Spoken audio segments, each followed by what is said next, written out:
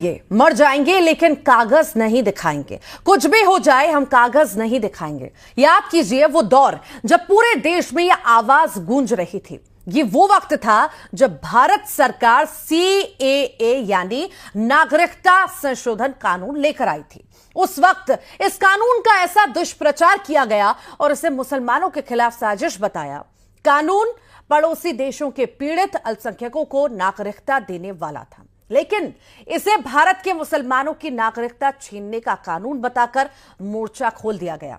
विरोध में यही बोला गया कि कागज नहीं दिखाएंगे, लेकिन अब कागज दिखाने होंगे। जी हां, देश में रह रहे अवैध पाकिस्तानियों, बांग्लादेशियों और रोहिंग्यों को कागज दिखाने ही होंगे, क्योंकि यह रण है घुसपैठियों के खिलाफ, यह रण है देश बचाने और यह रण है घुसपैठियों को देश से भगाने का। भारत कोई धर्मशाला नहीं है। दुनिया भर से आए रिफ्यूजियों को शरण क्यों दें?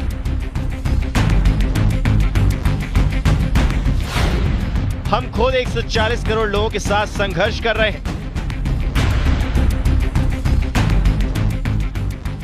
सुप्रीम कोर्ट ने यह टिप्पणी श्रीलंका के एक नागरिक की शरण की याचिका को खारिज करते हुए दी। सुप्रीम कोर्ट ने दो टूक कहा कि भारत कोई धर्मशाला नहीं है जहां हम दुनिया भर से आए विदेशी नागरिकों को जगह दे सके। एक तरफ सुप्रीम कोर्ट ने शरणार्थियों पर सख्त रुख अख्तियार करते हुए गंभीर टिप्पणी की, तो दूसरी तरफ अब भारत में अवैध तरीके से रह रहे पाकिस्तानी, बांग्लादेशी और रोहिंग्याओं के खिलाफ एक्शन तेज हो रहा है। घुसपैठियों की तलाश, उनकी जांच और उन्हें वापस उनके देश भेजने के लिए गृह विभाग ने आदेश जारी कर दिए हैं, जिसके तहत घुसपैठियों के लिए हर जिले में होल्डिंग सेंटर बनाया जाएगा। गिरफ्तारी के बाद उन्हें 30 दिनों तक इन होल्डिंग सेंटर में रखा जाएगा। वहां पर जांच के बाद उन्हें डिपोर्ट किया जाएगा। ये होल्डिंग सेंटर डिटेंशन सेंटर की तरह काम करेंगे। इसके लिए गृह विभाग ने गाइडलाइन जारी कर दी है, जिसका कलेक्टर और SP को पालन करना होगा। केंद्र सरकार की तरफ से बनाए गए नियमों के तहत घुसपैठियों पर कार्रवाई सुनिश्चित की जाएगी। साथ ही घुसपैठियों को लेकर की गई कार्रवाई का ब्यौरा हर महीने की 5 तारीख को गृह विभाग और पुलिस मुख्यालय को भेजना होगा। इतना ही नहीं, घुसपैठियों की गिरफ्तारी की जानकारी विदेश मंत्रालय से भी साझा की जाएगी।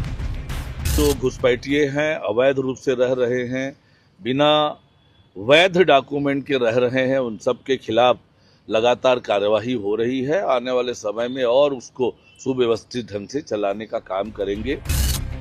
मध्य प्रदेश में भी गृह मंत्रालय के आदेश पर थाना स्तर पर हर बांग्लादेशी और म्यांमार के लोगों की जांच की जाएगी। बीजेपी विधायक रामेश्वर शर्मा के मुताबिक आंतरिक सुरक्षा के लिए दस्तावेज की जांच जरूरी है, इसलिए कागज तो दिखाने ही होंगे। बाहर के विदेशी लोग देश में आ जाएं और वो नकली और फर्जी डॉक्यूमेंट्स बनवा लें, उन डॉक्यूमेंट्स के आधार पर वो यहाँ के मूल नागरिक बन जाए, तो एक तो मूल नागरिकों का हक छीने, अधिकार छीने, उनको मिलने वाली सुविधाएं छीने, और बाद में जब कभी कोई घटना दुर्घटना घटित हो तो उस दुर्घटना में भारत के खिलाफ खड़े हो जाएं। इसलिए मैं समझता हूं भारत के गृह मंत्री जी ने, आदरणीय अमित शाह जी ने जो निर्देश दिए हैं कि लोग अपने अपने दस्तावेज दिखाएं, और दस्तावेज नहीं दिखाएं तो उनको भारत छोड़ना पड़ेगा। इधर उस कार्रवाई पर मुस्लिम पक्ष सवाल उठा रहा है। आरोप लगाए जा रहे हैं कि दस्तावेजों को हथियार बनाकर अल्पसंख्यकों को परेशान करने और देश से बाहर भगाने की साजिश रची जा रही है। कागज तो जब तक नहीं तो पहुँचाया नहीं जाए उनको, वो तो यहीं रहेंगे। आप देखिए, हम पैदाइश यहीं रुके हुए हैं, यहीं की पैदाइश है, और हमारे जो जन्म पत्री जो होते थे हमें उसी का ही पता नहीं है कहाँ है। अब तो अब बाप दादा के कागजात हम कहाँ से लेके आएंगे और कहाँ से बताएंगे? कौन है ऐसा आदमी जो उसको संभाल के रखता होगा? न किसी पहले जन्म प्रमाण पत्र नहीं बनता था, अब वो कह रहा जन्म प्रमाण पत्र लेके आओ, तो कहाँ से लेके आएगा इंसान? जन्म प्रमाण पत्र बनता था क्या पहले?